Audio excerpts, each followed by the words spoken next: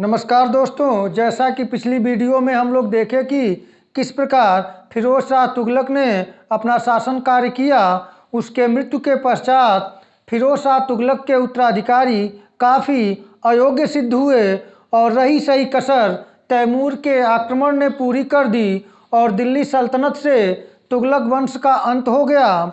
फिरोज शाह के बाद क्रमशः उसका पौत्र तुगलक शाह, अबू बक्र, मोहम्मद शाह और अलाउद्दीन सिकंदर शाह गद्दी पर बैठे। इसके बाद नासिरुद्दीन महमूद 1394 ईस्वी से 1412 ईस्वी तक तुगलक वंश का अंतिम शासक सिद्ध हुआ। इसी के शासनकाल में तैमूर का 1398 ईस्वी में दिल्ली पर आक्रमण हुआ। इस आक्रमण में तैमूर का सहयोग सैयद खिज्र खां ने दिया था और तैमूर के वापस जाते ही खिज्र खां ने सैयद वंश की नींव डाली।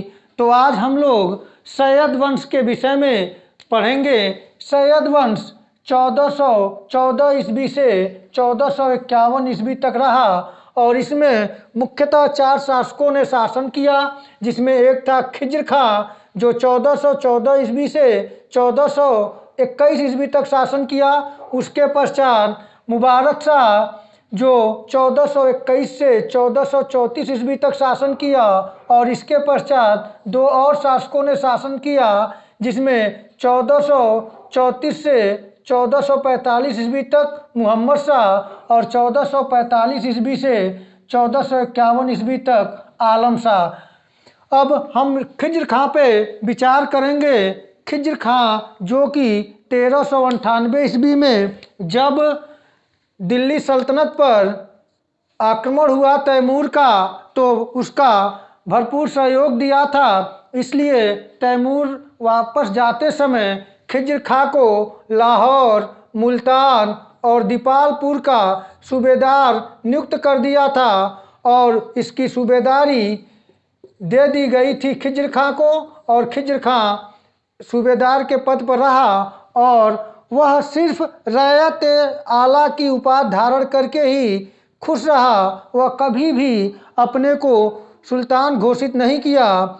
ऐसा वह तुर्क और अफगान सरदारों को संतुष्ट रखने के लिए किया था, क्योंकि उसे हमेशा भय बना रहता था कि तुर्क एवं अफगान सरदार उससे रुष्ट हो जाएंगे, तो उसी की जो सल्तनत की जो सुल्तान बनने की इच्छा है वह कभी पूरी नहीं होगी। इसलिए वह सिर्फ रैयत आला की उपाधि से ही संतुष्ट रहा और वह स्वयं को तैमूर के पुत्र शाहरुख के प्रतिनिधि के रूप में शासन किया और इसके मृत्यु के पश्चात इसका पुत्र मुबारक शाह गद्दी पर बैठा और यह थोड़ा इससे आगे बढ़कर खुद शाह की उपाधि धारण की और अपने नाम से खुतबा पढ़वाया और सिक्के भी जारी किए और अपने संरक्षण में इसने तारीख़ मुबारक शाही के लेखक याहिया बिन सरहिंदी को संरक्षण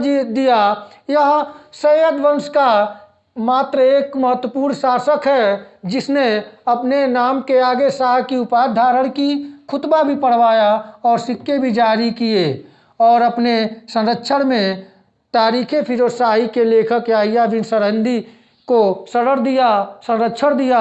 अर्थात यह विद्वानों का भी आदर और सम्मान करता था। इसके पश्चात मोहम्मद शाह और आलम शाह क्रमशः जो सैयद वंश के शासक बने, यह नाम मात्र के कमज़ोर सुल्तान बने और स्थिति यहाँ तक बिगड़ गई कि आलम शाह के शासनकाल में एक बहलोल लोदी नाम के व्यक्ति ने इसे गद्दी से उतारकर और दिल्ली सल्तनत में एक नए राजवंश लोदी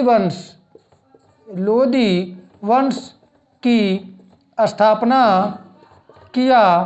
आगे की वीडियो में हम लोग इसी लोदी वंश के विषय में पढ़ेंगे और मुख्यतः अगर देखा जाए तो सैयद वंश में महत्वपूर्ण हम इन 4 शासकों के नाम और जहाँ तक खिज्र खां से प्रश्न पूछने का सवाल है तो यही पूछा जाता है कि रैयत आला की उपाधि किसने धारण किया और क्यों धारण किया और तैमूर के पुत्र का क्या नाम था, इत्यादि क्वेश्चन बनते हैं। इसको आप देख लीजिएगा, स्क्रीनशॉट लेना हो तो ले लीजिएगा। और मुबारक शाह से क्वेश्चन यह बनते हैं कि सैयद वंश का सबसे महत्वपूर्ण शासक कौन था जो खुद अपने नाम के आगे शाह की उपाधि धारण की, खुतबा और सिक्के ढलाए, तो इसमें मुबारक शाह है। और मोहम्मद शाह और आलम शाह से क्वेश्चन 9 के बराबर पूछते हैं। और आलम शाह से क्वेश्चन यह बन सकता है कि सैयद वंश का अंतिम शासक कौन था। तो मित्रों, आज की वीडियो में इतना ही। इसके पश्चात पुनः लोधी वंश पर वीडियो बनेगी तो आपके सामने प्रस्तुत होगी। और अगर वीडियो आपको पसंद आए तो इसे लाइक, सब्सक्राइब और शेयर करना न भूलें। धन्यवाद।